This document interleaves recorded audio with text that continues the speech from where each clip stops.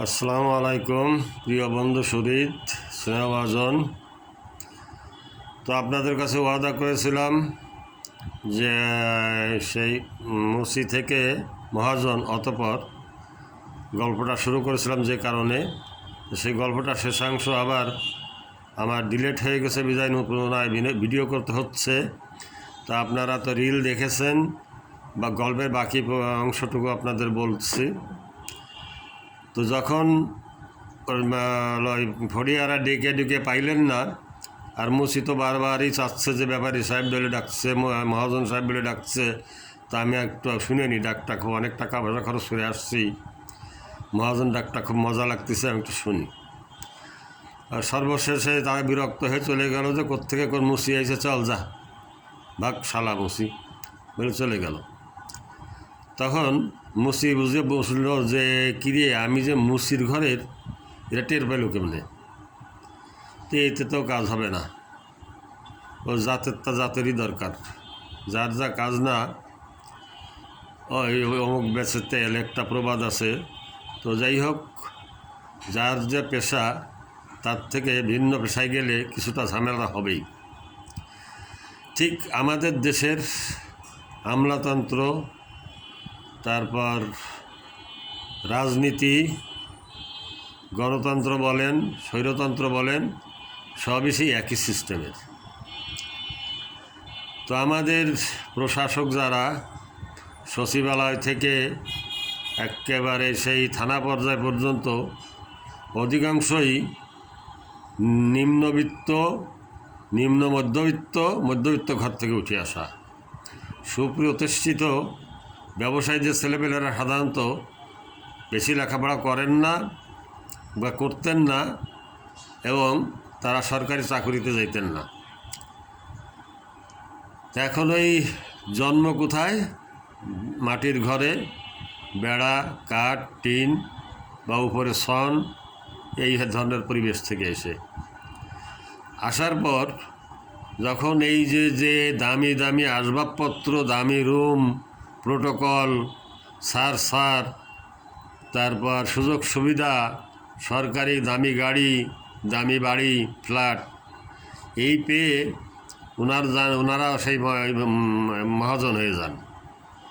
ওনারা যে কোন চুক্তিতে, চাকুরিতে বা রাজনৈতিক কোনো বড় পদে নিয়োজিত হলেন, কি শপথ নিয়ে, এই জিনিসটা ওনারা ভুলে যান। ওনারা মনে করেন যে আর একটু বসি, আর একটু শুনি, আর একবার এসে কেউ স্যার বলে স্যালিউট দিক, আর একবার এসে কেউ তোয়াজ করুক, এই হলো বিষয়। তো এইভাবেই আমাদের জীবনটা কেটে আসতেছে। তার আগে তো আমরা বিভিন্ন রাজা, সুলতান, বাদশাহ, তাদের ওরকম কুন্নিশ করেই আসতেছি। পরবর্তীতে ব্রিটিশ আমল আসলো, তারা ছিল ভিনদেশি, তাদেরও ওইরকম আমরা কুন্নিশ করেই আসছি। আর তাদের সংবিধান এখনও আমাদের অনেক কিছু বিদ্যমান, সেই আইন কানুন চলে আসতেছে। এই কারণেই এর কোনো প্রতিকার নেই। জনগণ যে ক্ষমতার মালিক, জনগণ দেশের মালিক, এইটা শুধুমাত্র কাগজ কলমে, বাস্তবতার কোনো ছিটাফোঁটা নাই। সংবিধানের ওই পাতাটার ইজ্জত বাড়ায় শুধুমাত্র, যার ফলে একজন ডিসি বিশ্ববিদ্যালয়ের একজন শিক্ষককে অপমান করতে সাহস পান যে স্যার বলেননি বিদায়। একজন মহিলা ম্যাজিস্ট্রেট স্কুলের প্রধান শিক্ষককে দিয়ে অভিভাবকদের ডাকা এনে তার মেয়ের সহপাঠীদের বাবা মাকে অপমান করতে সাহস পান। কিন্তু এইটা তো নিয়ম না, কথা তো এরকম না। আপনারা তো আমাদের প্রভু না, জমিদার না, রাজা বা বাদশা না, আমাদের পয়সায় পালা কর্মচারী, কর্মকর্তা, সেবক। এই বিষয়টা আপনারা ভুলে যান। আর আমরাও কেন জানি এই বিষয়ে খুবই উদাসীন, এই ব্যাপারে আমরা কোনো দিন কোনো গুরুত্ব দেই না। একজন সাধারণ ওসিকে, টিএনওকে, একজন স্কুল শিক্ষক, কলেজের শিক্ষক, তারা যে স্যার বলতেই হবে কেন? কি স্যার কথার অর্থ কী? স্যার, ইংরেজদের স্যার বলতো, তারা তাদের ভাষাটাই জনাব স্যার। আমি ইউরোপে থেকে আসছি অনেক দিন, তো আমার কোম্পানির মালিকও আমাকে এসে স্যার বলতেন। আর আমাদের দেশে স্যার অর্থ বস, মানে উচ্চপদস্থ কেউ যাকে আমি কুর্নিশ করতে বাধ্য। আর ধর্মীয় দিকটাও এরকম হয়ে গেছে, সালাম দিতে হবে। আসসালামু আলাইকুম স্যার, আসসালামু আলাইকুম না, আসসালামু আলাইকুম কথাটার অর্থ তো ভিন্ন।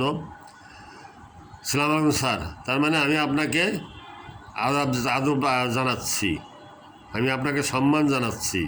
ইচ্ছে হলে জবাব দেন, না হলে না দিতে পারেন, কিন্তু সালাম দিতে হবে বাধ্যতামূলক।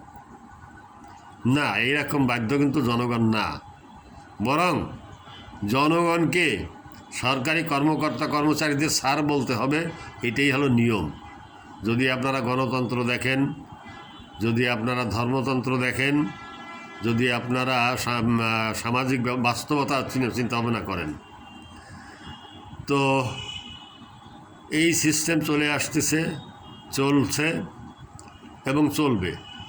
কারণ আমরা কখনোই সজাগ হব না, কখনোই মানুষ হব না। তো থানায় যেও ঠিকই আমি অভিযোগ দাখিল করলাম, করার পর ওসি সাহেবের রুমে গেলাম, ওসি সাহেব দিয়ে দিলেন একজন এসআইকে যে আপনি ওনারকে মুরব্বীর কেসটা দেখুন। উনি খুব বিনয়ের সাথে ভদ্রভাবেই বললেন, কিন্তু এই সাব ইন্সপেক্টর ভদ্রলোক হাত নাচায় নাচায় সুন্দরভাবে, সুন্দর চেহারার একটা যুবক, যেভাবে আমাকে বোঝালেন, তো এই ঘটনা আপনাদের কাছে যদি বর্ণনা করি, তা আপনাদের কাছে অবশ্য খুব অবাক মনে হবে না, তার কারণ আপনারা প্রায় অধিকাংশ লোকই দেখে অভ্যস্ত। তবে আমি দেখে অভ্যস্ত ছিলাম না। আমি থানা পুলিশ সাধারণত কম যাই, কোনো তদবিরেও কখনো কারো কাছে জন্য যাই না। ওই কদাচিৎ দু একটা সালিশ দরবার নিয়ে হয়তো গেছি, তাও একটা মেয়ের একটা ছেলের বিয়ে শাদির ঝামেলা মিটমাট করার জন্য একবার থানায় গেছিলাম। সেখানে যেও ঠিক সেই একই রকম অবস্থা। তারপর থেকে আমার আরও বেশি ঘৃণা ধরে গেছে, আমি থানা পুলিশ এড়াইয়ে চলি আর নিজে খুব সাদা জীবনযাপন করার চেষ্টা করি। তো জনগণ কত মূল্যবান, জনগণের কত ক্ষমতা, আর জনগণই যে দেশের সব, এইটা আমরা কিন্তু আজও বুঝতে শিখিনি। যেমন ধরেন আপনার একটা সভার কথা বলি, কোনো একটা জনসভা বা কোনো একটা অনুষ্ঠান, সেখানে বিরাট বড় বড় চেয়ার দিয়ে মঞ্চ বানানো হলো, খুব বরণীয় স্মরণীয় সুদর্শন বক্তারা এসে বসলেন, পণ্ডিত ব্যক্তিত্বরা এসে বসলেন, কিন্তু সামনে অডিয়েন্সে একজন লোকও নাই। এই সবার, এই মঞ্চের কোনো মূল্য আছে? না। প্রাণ কিন্তু অডিয়েন্স, ভুলে গেলে চলবে না। ওই অনুষ্ঠানের প্রাণ অডিয়েন্স, দর্শক শ্রোতা। ঠিক ওই রকম যত কৃতি প্রশাসক হন আপনি, যত কৃতি রাজনীতিবিদ হন, যত বড় রাষ্ট্র বুদ্ধিমান চৌকস রাষ্ট্রপতি হন, প্রধানমন্ত্রী হন, দেশের জনগণ না থাকলে আপনার কোনো মূল্য নাই। আপনি কার প্রধানমন্ত্রী, কার প্রশাসক? আর প্রশাসক শব্দটাই আমার মনে হয় বদলায় ফেলানো উচিত। সেবক, জেলা সেবক, থানা সেবক, বিভাগের সেবক, এইটা করা উচিত। এটাই যদি হয় গণতন্ত্র। তো যাই হোক, এই গল্পটার পরে আপনাদের কাছে আমি ইউরোপের আমার বাস্তব অভিজ্ঞতার আর একটা বিষয়ে আলোচনা করব। বাস্তব অভিজ্ঞতা নিয়ে আমার সাথেই ঘটছে ঘটনাটা। আমার এক বন্ধুকে নিয়ে আমি গেছিলাম একটা সমস্যা নিয়ে, সেখানে কি সুন্দর আচরণ পাইছি, এইটার সাথে ওইটার কম্পেয়ার করে তারপরের অনুষ্ঠানে আপনাদের আমি থানার গল্পটা শোনাবো, কাহিনীটা।